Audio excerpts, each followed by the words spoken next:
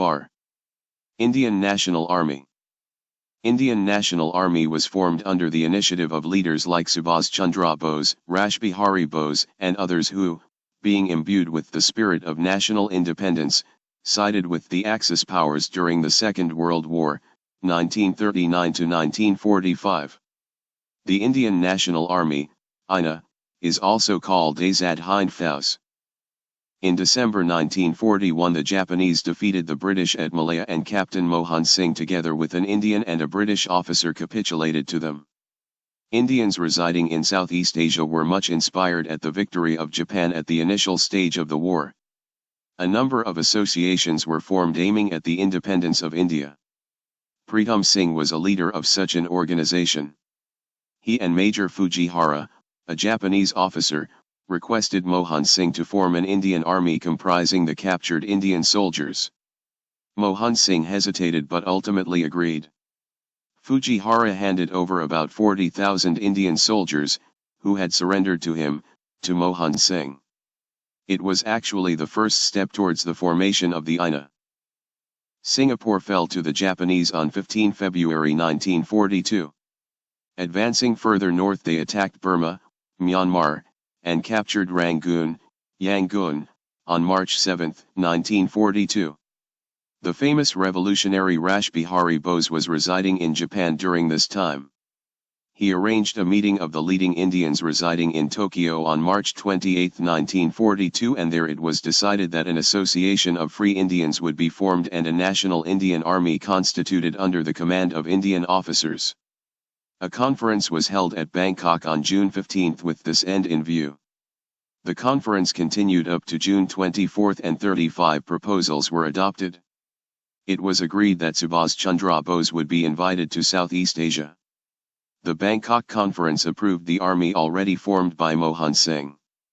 A 5-member working committee was formed and Rashbihari Bose was made its president. The formation of the INA was formally declared. In the meantime Subhas Bose silently left Calcutta on January 17, 1941 and arrived in Germany. In Berlin he formed an India government in exile and extended support to Germany. He began to broadcast his aims and objectives over Radio Berlin and made contact with Japan. This aroused tremendous enthusiasm in India. Indians in Germany gave him the title of Netaji and the slogan of Jai Hind was initiated here during this time. Subhas left for Japan in a German submarine and arrived in Tokyo on June 13, 1943. Hideki Tojo, the Japanese Prime Minister, 1941–44, accorded him a cordial reception on his arrival. The Prime Minister declared in their parliament that Japan would advance all sorts of help to India in its fight for independence. A huge crowd gathered at Singapore to receive Subhas when he arrived there on 2 July 1943. On July 4 Rashbihari Bose resigned and Subhas became the president of the Indian independence movement in East Asia.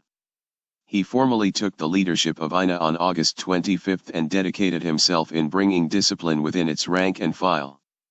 On October 21, 1943 Subhas, popularly called Netaji, declared the formation of the Provisional Government of Azad Hind and on the 23rd declared war on Britain and America. The INA was being organized in such a way so that they could also take part in the invasion of India together with the soldiers of Japan. But Terauchi, the Japanese commander, gave objection to the plan on 3 grounds.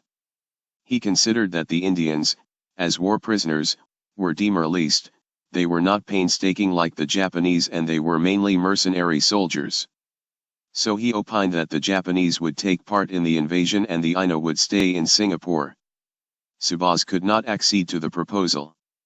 Ultimately, after much discussion, it was decided that only a regiment of the Indian soldiers would take part in the fight with the Japanese as a detached unit. If they could prove themselves equal to the Japanese, more Indians would be permitted to march to the border. A new brigade named Subhas Brigade was formed with select soldiers from the erstwhile Gandhi, Azad, and Nehru brigades. The INA headquarters was shifted to Rangoon in January 1944 and sensation was created with the war cry Chalo Delhi, March on Delhi.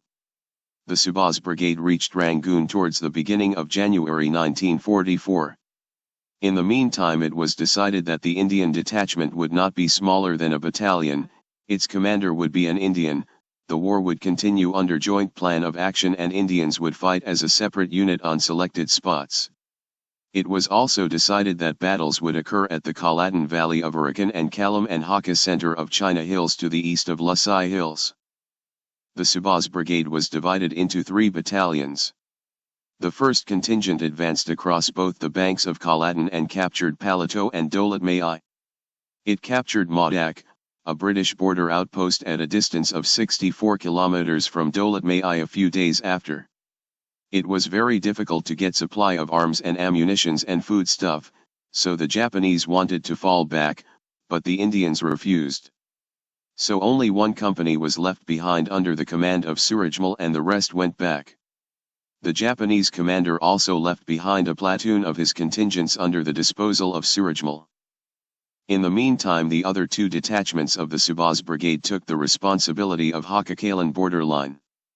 At the fall of Imphal at Manipur, it was decided that INA would take position at Kohima, so that it could enter Bengal across the Brahmaputra. Gandhi and Azad brigades also advanced towards Imphal. On the March 21 the Japanese PM declared that the Indian territories freed from the British would be brought under the administration of a provisional independent government formed under Netaji. In spite of various hazards and want of food and war materials, the INA advanced up to 241 kilometers inside India. A few days after the declaration of the Japanese PM, the Americans and the British reinforced their power in the Pacific and took steps to invade Japan. At such a critical juncture, the Japan forces had to give up the plan of invading India. Consequently, the INA also had to retreat and was forced to surrender when the Allied powers recaptured Burma.